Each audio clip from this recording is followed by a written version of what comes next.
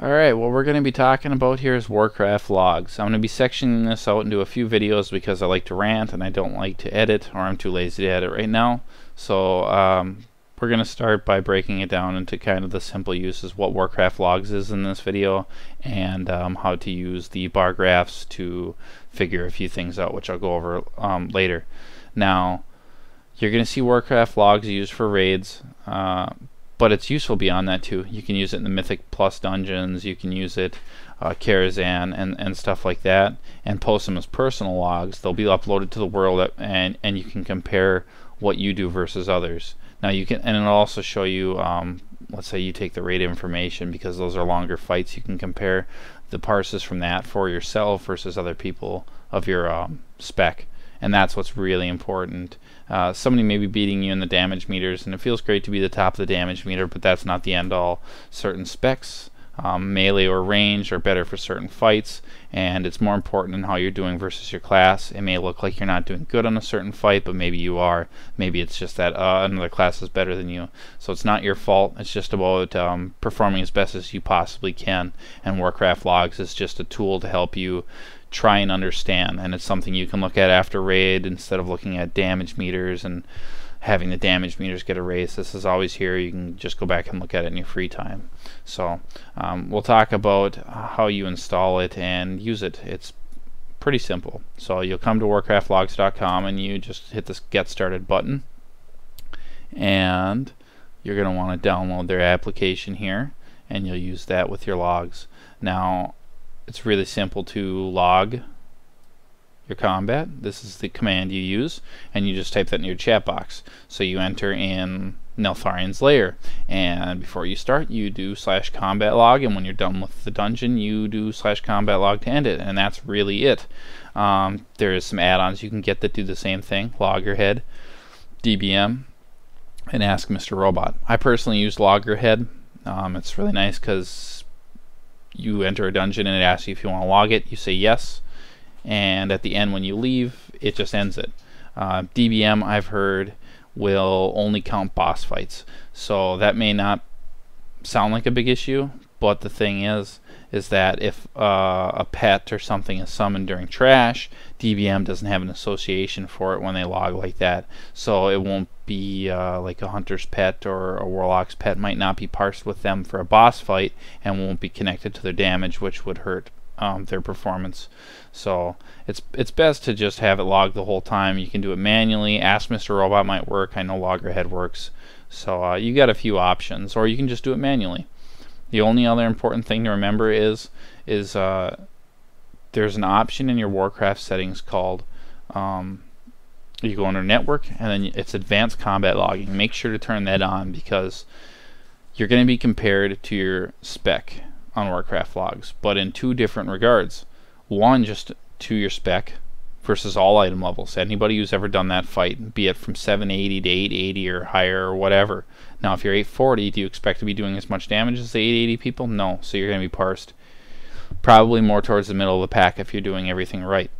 But there's also a parse versus your item level, and if you don't turn on that advanced combat logging, you won't see that parse, so you won't know how you do against somebody who's 840 if you're 840. So make sure to turn that on. And that's really it. Then you just use their application and upload your logs.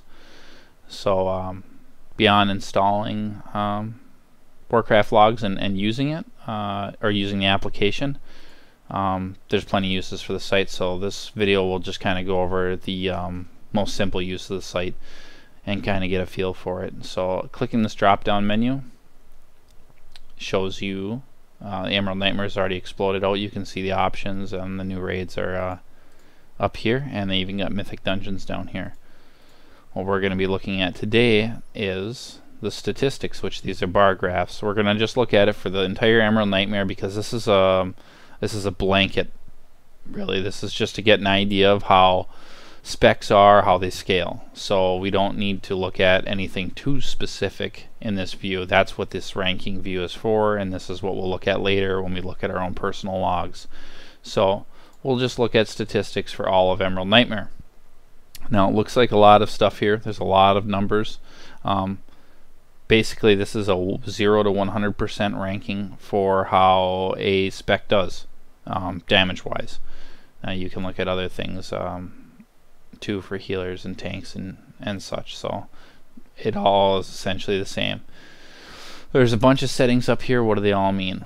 Well, you can look at specific bosses. So if you want to see an AoE fight, you might pick something like Gilganath or Dragons. If you want to see single target Nathandra or Ursoc, just doing all is just fine for what we're doing here. Mythic is obviously there's difficulty of the place. DPS, we already looked at that. Item levels. This isn't that important here. You can use it if you want, but you're just trying to get an idea, and by scaling through the difficulties it'll also kind of separate out item levels a little bit. This percentile is kind of like player skill. 99th percentile is going to be the best players, 10th percentile is going to be the worst players, or the bottom of the barrel, and minimum's obviously as bad as it gets. You want to aim, you know, anywhere between 30th and 70th. 75th is the default, so it'd be nice to be 75th, but you know, it's all about improving your rotation, anything you really can. So I mean, maybe you'll start at 10th and maybe you'll work your way up to 50th. That's awesome. That's improvement. Any sort of improvement is good, so just look at it that way. And then you have over a range. This is gonna, the more parses the better, but nerfs can go through, buffs can go through. So let's say that Shadow Priests were nerfed a week ago. All these top end parses that are making Shadow Priests look so awesome might not actually be there now. They might have been nerfed out a week ago. These might be 2-week-old parses. So what you do is you switch this to a week, and you see that that's not the case here. Shadow Priests weren't nerfed, but that's just an example. If they were, all of a sudden it might be down here. So we'll just go back to 2 weeks. And you see you can go back farther too. That don't really matter. So right now we're on the Mythic difficulty, and you can kind of get an idea of really the Shadow Priest stands out. The Survival Hunter is maybe a little dipped. Everybody else is decently even. It could be closer, but it realistically never is. So we'll talk about scaling now. So the question is does Shadow maintain its position? We'll go to Heroic, and you can see it doesn't. So Assassination Rogue is right with it. Now, I don't remember seeing Assassination under Mythic. And sure enough, it's not. There's actually 5 specs ahead of it. So what that tells you is both that Shadow scales well and Assassination doesn't scale as well. I wouldn't say it scales bad because it's up here on Mythic difficulty. These are high item level people on average, especially in the 75th percentile. They're not being drugged through this, they're pulling their own weight, so it definitely doesn't scale bad, but Shadow scales much better. Now let's see normal. See Shadow's still up there, Assassination's still up there. So Assassination is just a flat strong build. Same thing with Shadow, it's just Shadow scales better. Now it can go the opposite direction too. We'll look at 2 specs here that show, one that shows it going the opposite direction and one that shows a really massive gain. So Unholy Death Knights are in the middle of the field. That's just fine. Their damage is in a fine spot. You really just don't want to be below this drop off like Affliction Warlocks. That's a pretty bad spot because that's a pretty severe jump down here. So now the question is what happens in Heroic? And you can see Unholy moves down a little bit.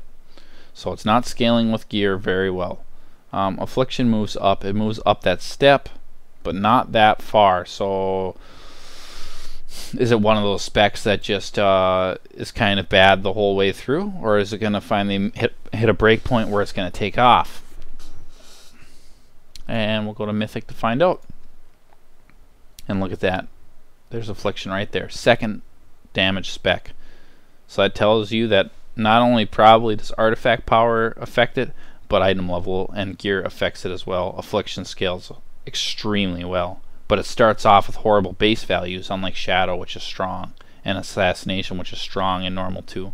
So it's just got very low base values. It depends a lot more on ramp and itemization to become good. Now Unholy, on the other hand, doesn't fare so well. Now it's 3rd from the bottom, so that's a class that starts off with high base values and just doesn't scale out as well. So that's essentially the uses for this chart. you can mess with item levels and figure out some of these other settings too, but they're not anything that you're going to come to this chart for.